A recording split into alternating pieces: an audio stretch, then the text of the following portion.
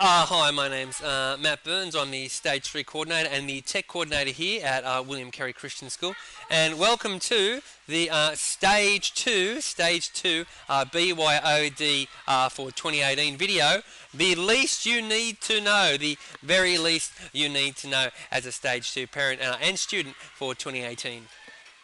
So, in 2018, digital devices for Year 3 and Year 4 are strongly encouraged. Very strongly encouraged. They are not mandatory, but they are really encouraged.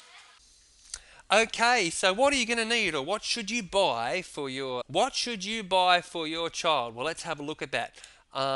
There are certain specifications for the computer or tablet or whatever it is you're going to buy, and they're in this book. They're in this book just there. It's in the screen there. I hope you've got a copy of that wonderful book. I've got one here as well. You can pick one up at the office, but we'll go through that right now. Let's have a look at some of those specifications in the BYOD for Learning pamphlet. Let's go and have a look right now.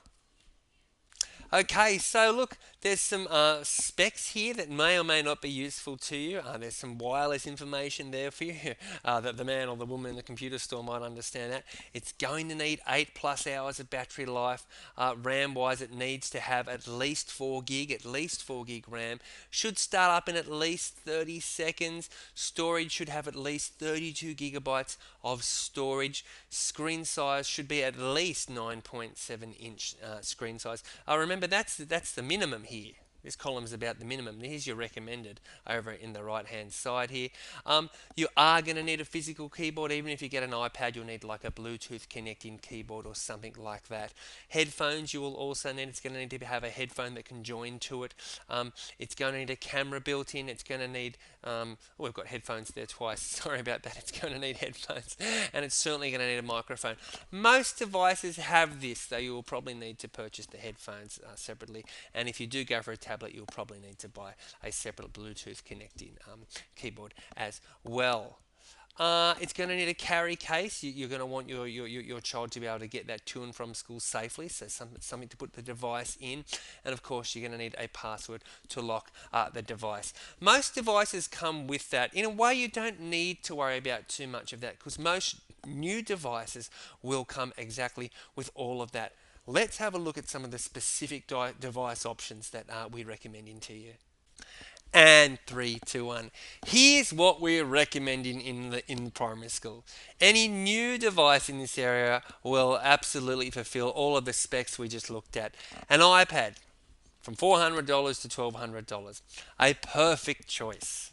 An Android tablet from $400 to $1,200, another perfect choice. A Chromebook from $300 to $700, another perfect choice. Anything better than this would be great as well. Now I know what you are thinking. You are probably thinking, should I get a laptop or a tablet? Just tell me what to buy, Mr. Burns. Please just tell me which one to buy. No, I'm not going to tell you which one to buy. It's up to you. Any one of those 3 options would be great.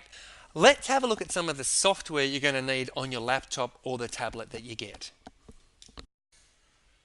Here's the software that you're going to need. You're going to need a web browser. It should really come with the device. Something like Firefox or Chrome. Something you can go on the internet with.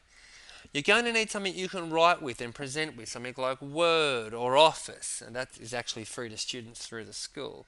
That said, we use a lot of Google Docs or Google Slides, which is a bit like PowerPoint. So, and that's available free through Google. So that's an option as well. There are some multimedia suite options there as well that we may or may not use in stage 3. It would be good to have a video editor on the device, though it's not essential. Moving on into high school, there will be some more specific software that you need, and you'll talk about that when we get to high school. Again, all this I'm talking about with you is in this pamphlet, the BYOD for Learning pamphlet. Please do pick up a copy before, and pick up a coffee as well before you go shopping this Christmas. Why are we going BYOD? There is a number of reasons. It helps us to analyse student data more quickly. It helps us to do our jobs more efficiently and effectively. It helps the students to be able to access new types of current information they previously could not.